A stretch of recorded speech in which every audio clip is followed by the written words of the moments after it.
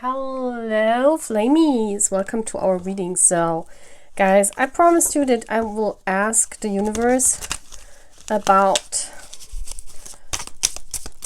you know, these things that happen with twin flames a lot. So when we read our own piles, you know, sometimes we land in the energy of the other person, or we carry energy of the other person with us. And that's in both cases. That's why, you know, sometimes we get the energies in the messages for our twin flame, you know. So it's very interesting. Sometimes, you know, when I do look at readings, I really feel it's actually for my twin flame. And then, you know, we know what they're going through, what they're working on. It's very interesting. So I want to ask why that's the case, you know, why Spirit is doing that. I mean, I would say so we know what's going on with our twin flame, you know, or if we are cross watchers, if it is a reading about the two of us, you know, then it's really interesting to see also the other side, right? But let's ask Spirit, why is it that twin flames oftentimes carry the energy of the other and get readings for their counterpart? And I want to do this with a Lenormand reading. So I will do a Lenormand spread here this time around. Let me see what I can do about the lighting. I don't like the lighting yet. Okay, it's better. So please show me, why is it that divine counterparts, especially twin flames, why are they hopping into the energy of the other person and watching their readings? You know, I mean, we're exchanging energies, like always, you know, twin flames are interchanging because they have one energy pool where they draw their energy from. So that's why the energy is interchanging. That's what I know, what I already found out.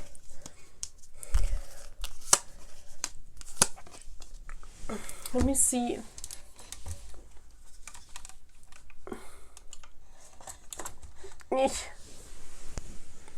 I need to do it like this.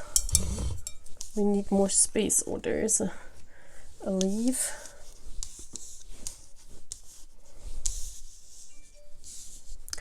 We need more space. So I hope now you can, yeah, now you can see all the cards, because that's important for me, that you can see everything really good, right? Bottom of the deck, the woman, feminine energy, that's us. That's the divine feminine. So here we go, the question for the divine feminine. This is actually funny. So it's like the universe saying, hello, here's your answer. So let's see. We have number 11. So this, I could see the energies interchanging, right? And in the center is always the topic of the reading. So here we go again. And I bundled that with this one. And we have the ring. This is amazing. Oh my effing God. It's because, you know, it's, as I said before, you know, if we look at this ring card here, yeah, I mean, you know, twin flames are married in the 5D, and yes, if you believe it or not, that's really true. You know, you can call it married or not, because that's a 3D term, so actually we cannot really call it like this, yeah? But twin flames are one energy, and, you know, you cannot really say this, because, you know, that's always a conflict I have. How should I express to you, or how should I tell you how twin flames are in 5D? Yeah, some experience this because they do some out-of-body experiences or have this, and some don't. Yeah, but it's like the energies, you guys are counseling each other, you know, your higher selves are interchanging. It's because there is a bond, you know. This is a ring. It's like one. This also reminds me of the Fool energy, yeah? The 0, the Fool energy. We have the magical 7. That's a very, very big spiritual number. And then we have the passion. Yeah, this is the Wands energy. So that's about the passion, that's about the spark, that's about, we see here the enlightenment, yeah, the light that comes with a spark. So the energy sparks back and forth. Yeah, so the energy sparks back and forth between the two. So we have like a proof of that here. So let's look what is around this. We have the key, we have the sickle, we have the cross. I will later interpret. We have the ring again. Look again, like, you know, they're laying side by side. We have number 66, death card. We have the rider. We have the tree, which symbolizes life itself and longevity of life, the long bond, the roots that these twin flames have right underneath. And we have the peacock. Now let me tune into the energy a bit and see what I can get out of this. It's a very interesting spread. So let's see. Yeah, I see this as interchanging energy. You know, the number 11 could also mean discipline, and it could also mean you know, fighting. Number 11 is a controversial card in Lenormand, you know.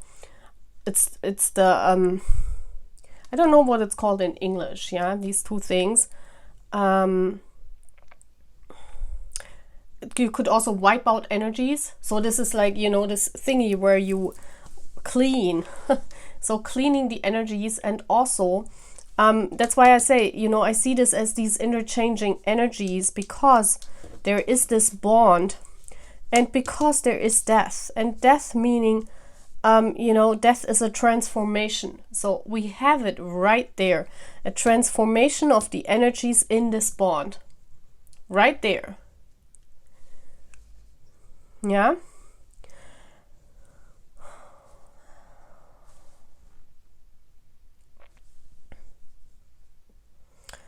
So then we have this burden right underneath, you know, the transformation and the cutting out of the burden, and that's the key. Yeah, and the key is the meaning of this whole thing. Why is this happening?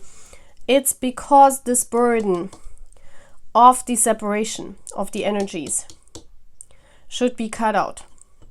So that's why the energies are changing, so that you can feel your twin flame, or you can feel as your twin flame, and they can feel as yourself. Yeah, it's about, the key here is about cutting out the burden, cutting out the cross, you know, because working, yeah, this card also symbolizes, I mean, it symbolizes an ending, yeah, the ending of this burden.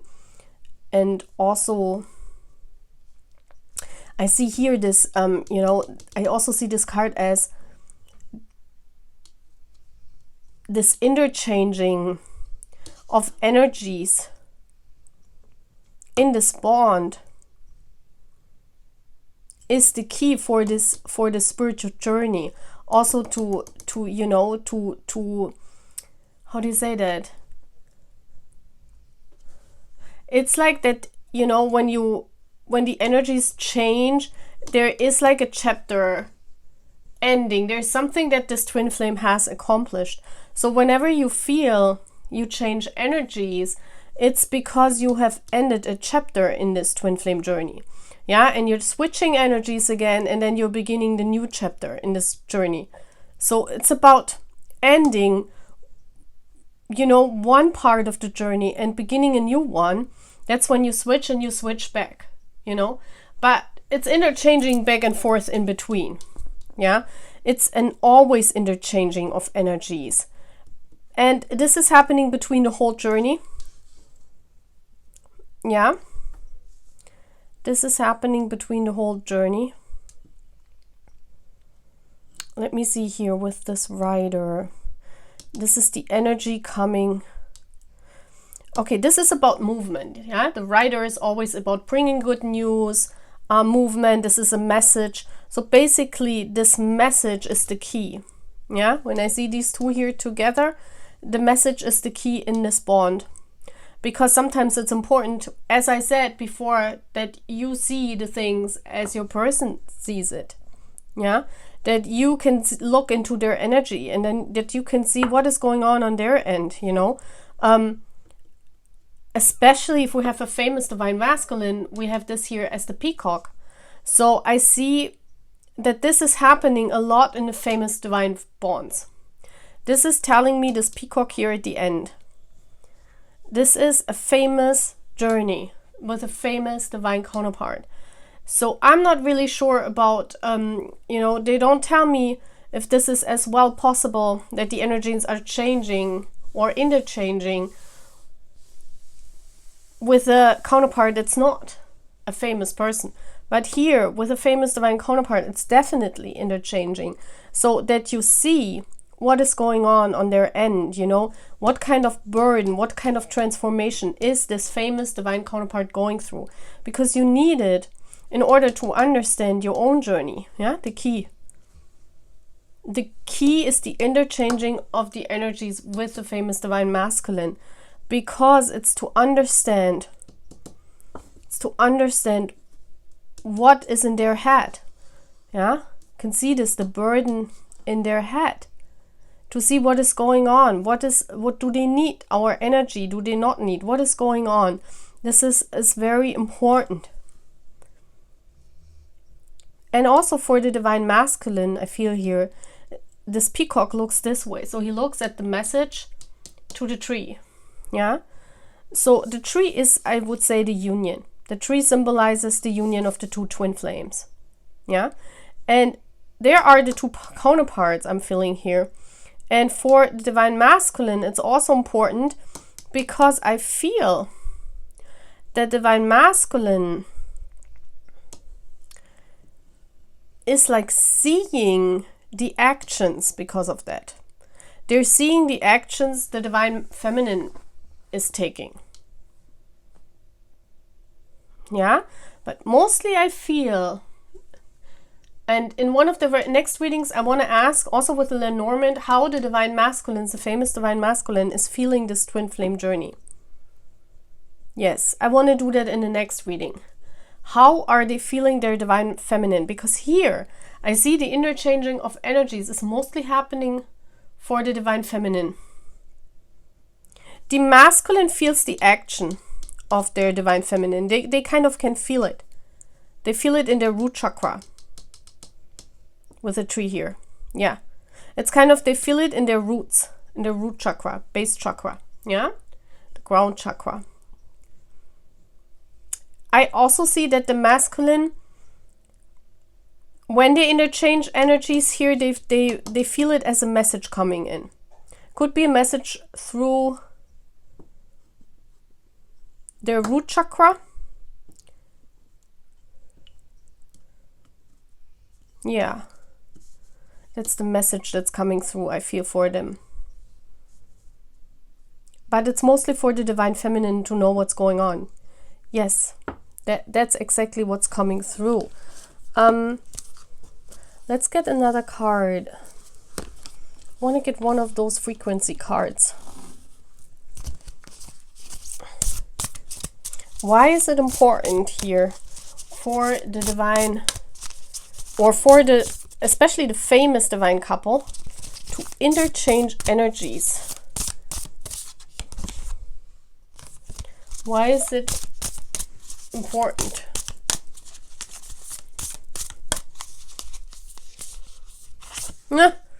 This is crazy. I really got that.